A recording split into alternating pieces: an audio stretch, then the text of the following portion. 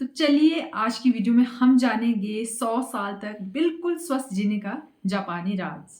कि जापान के लोग ऐसा क्या करते हैं जो कि वो 100 साल में भी बिल्कुल स्वस्थ जीवन जीते हैं। देखिए आपकी फैमिली में भी कोई ज़रूर ऐसा रहा होगा, आपके दादाजी जो कि 90 साल की उम्र में भी बिना चश्मे के ना न्यूज़पेपर पढ़ते हैं। आपकी दादी जी जो 75 ईयर में भी घर का सारा काम अकेले कर देते हैं। कोई नाना जी जो सुबह जल्दी उठ के मंदिर के लिए पैदल जाते थे बहुत दूर। कौन थे वो लोग? हमारे बड़े बुजुर्ग ही तो थे। तो चलिए आज की तस्वीर पर ज़रा थोड़ी सी नज़र डालते हैं। इंडिया ना इस टाइम शुगर की राजधानी कहलाता है। तो चलिए अब ज़रा थोड़ा सा आज की तस्वीर पर नज़र डालते हैं। इंडिया इस टाइम शुगर की राजधानी बन चुका है। 10 करोड़ से ज़्यादा लोग इस बीमारी से जूझ रहे हैं। और हार्ट की बीमारी वो तो अब 35 एज में ही हो रही है लोगों को, जो कि पहले ना बड़े बुजुर्गों में देखने को मिलती थी। हर तीसरा इंडियन किसी ना किसी लंबी बीमारी से जूझ रहा है। और हमारे लोग 60 साल की उम्र में ही टूटने लग जाते हैं। तो आज हम भी जानते हैं 100 साल तक स्वस्थ जीने का वो राज। देखिए ये कोई नई खोज नहीं है, नया तरीका नहीं है, ये सदियों से हमारी संस्कृति में ही छुपा है। बस हमने क्या किया है, हमने इसे आधुनिकता की चकाचौंध में भुला दिया है। तो आज हम वापस वहीं पे जाने वाले हैं। ये साइंस ने भी साबित किया है कि आप कितने साल तक जिएंगे उसमें जो आपके पेरेंट्स के जेनेटिक है ना, वो सिर्फ 25% है। 35% आपके हाथ में है। आप क्या खाते हैं, आप कैसे चलते फिरते हैं, आप क्या सोचते हैं, आप कैसे लोगों के साथ टाइम स्पेंड करते हैं और कैसी बातों पे विश्वास करते हैं। और एक बात तो साइंस ने बिल्कुल पक्की कर दी है कि 30 मिनट की सुबह की जो वॉक है ना, इससे दिल की बीमारी का जो खतरा है ना वो 35% कम हो जाता है। और मन की उदासी में बहुत ज़्यादा राहत मिलती है और हमारी हेल्थ इससे बहुत सही रहती है। बट सिर्फ चलना फिरना काफ़ी नहीं है। जापान में ब्लू जोन में ना लोग सिर्फ चलते फिरते नहीं थे, वो खाते भी सही थे। उनका खाना बिल्कुल ऐसे होता था जैसे कुछ सालों पहले हमारे दादी जी की किचन में होता था। दाल चावल रोटी सब्जी। और खाने में ना एक छोटा सा फर्क था।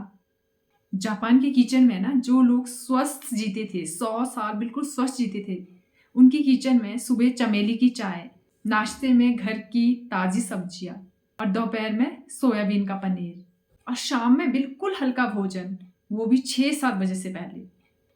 जब उनसे पूछा गया कि उन्होंने कभी लाइफ में बाहर का खाना खाया है, तो उनका जवाब ना आया कि उन्होंने कभी भी लाइफ में कोल्ड ड्रिंक तक नहीं पी। और 100 से ज़्यादा की एज, ना कोई दिल की बीमारी, ना आंखों में धुंधलापन, बिल्कुल स्वस्थ, ना कोई शुगर, ना कोई बीपी। और उनका एक फॉर्मूला बहुत ही बेहतरीन होता है कि 80% पे ना रुक जाना चाहिए जब हम खाना खा रहे हैं, कि हमारा पेट 100% नहीं भरना चाहिए, 80% पे वो लोग रुक जाते हैं। और इस एक छोटी सी आदत ने भी उनके शरीर को ना बिल्कुल बैलेंस में रखा है। और हमारे आयुर्वेद में ना हजारों साल पहले यही बात लिखी थी, जिसकी साइंस ने आज प्रूव कर दिया। और इसके साथ ये भी इम्पोर्टेंट है कि खाना कैसे खाया जाए। वहाँ के लोग ना खाने का टाइम सिर्फ खाने को देते थे। नो फोन, नो टीवी, कुछ भी नहीं, सिर्फ अपनी फैमिली वालों के साथ मिलकर खाना एंजॉय करना, वो भी धीरे धीरे।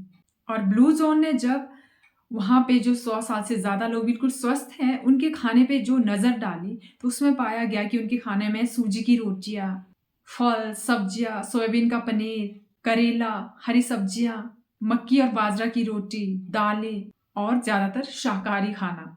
और खाने का सबसे बड़ा हिस्सा ना उनका पेड़ पौधों से आता था। और एक शोध में भी पता चला है जो लोग ज़्यादा पेड़ पौधों का खाना खाते हैं वो बिल्कुल लंबी उम्र जीते ही हैं।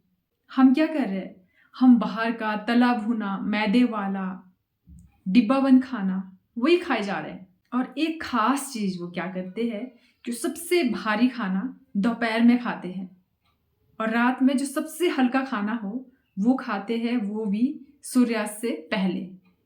हमारे वहाँ भी एक कहावत है कि मतलब सूर्य ढलने के बाद भारी खाना पचना ना बहुत ज़्यादा मुश्किल हो जाता है, इसीलिए भोजन ना सूर्यास्त के आसपास कर दो। खाना और चलने के बाद जापान के लोग एक चीज में सबसे अलग है, वो है जो आंखों से नहीं देखी जाती, जो फील की जाती है, वो है तनाव, स्ट्रेस।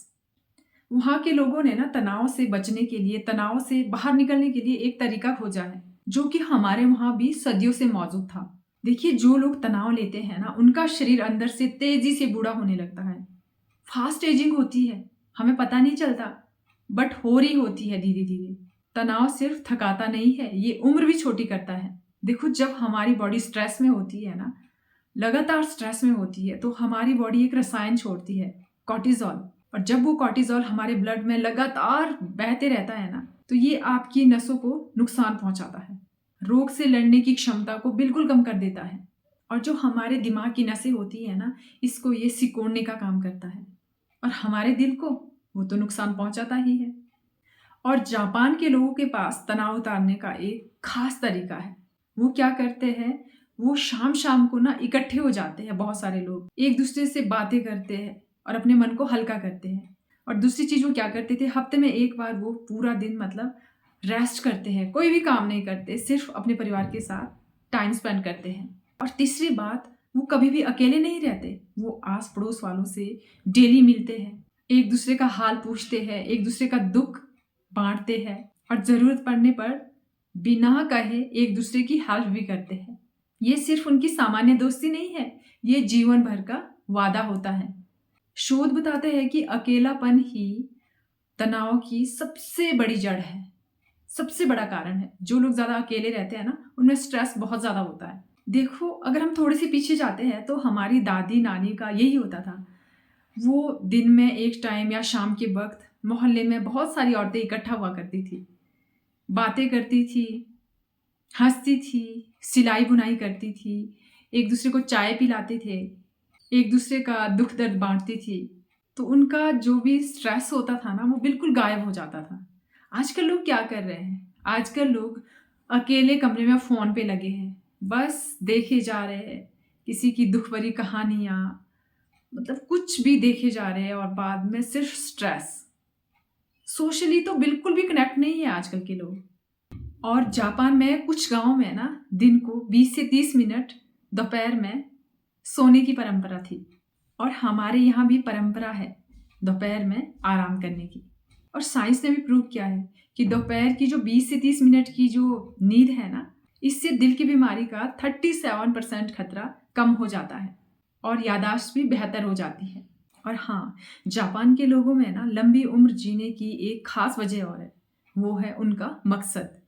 73,000 जापानी महिलाओं पे ना एक शोध हुई थी कि जिन महिलाओं और जिन पुरुषों के पास एक मकसद था ना लाइफ में जीने का, कोई मकसद था, वो बिल्कुल स्वस्थ जी रहा था।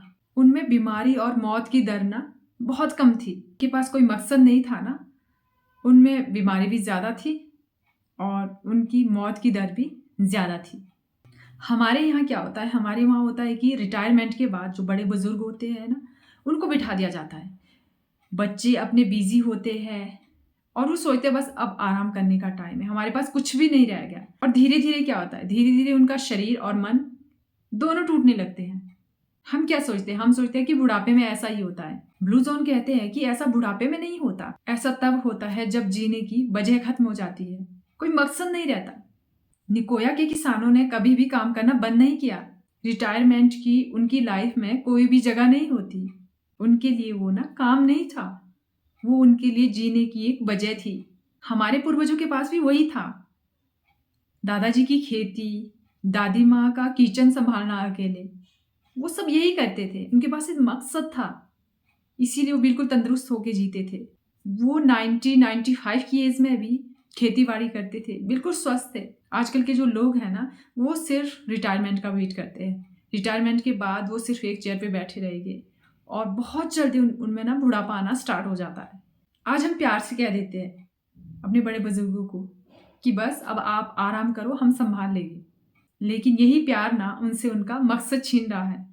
जापान के लोग जो बहुत बड़े बुजुर्ग हैं, वो भी पैदल मंदिर जाते हैं, वो सब्जी लाने जाते हैं, फल लाने जाते हैं, वो खेतों में जाते हैं, वो कुछ ना कुछ करते रहते हैं। आराम का उनका एक फिक्स टाइम होता है, वो ज़्यादा बैठना पसंद नहीं करते, इसीलिए भी वो स्वस्थ रहते हैं।